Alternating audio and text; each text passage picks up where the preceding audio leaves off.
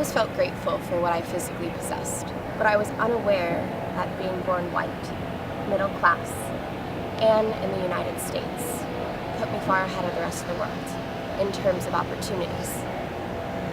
The only disadvantage I had was that I was born a female. No one would be so quick to admit that his or her life is easier than the rest, and that's because they don't believe that to be true. What we fail to realize is that being born white puts you at an advantage. You no longer have a backpack of unearned assets. My high school really opened my eyes when it came to Hispanics, African Americans, Asians, and whites.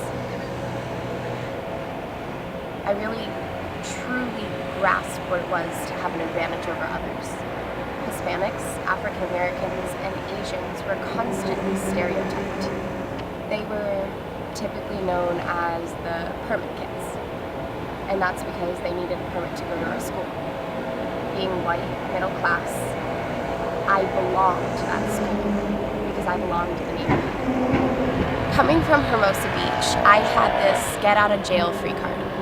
It was something that Hispanics, African Americans, and Asians didn't have the advantage of.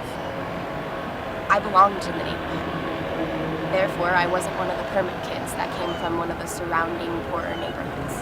Similar to white privilege, males are taught to subconsciously ignore their advantage. It's frustrating to know that whether my qualifications are better,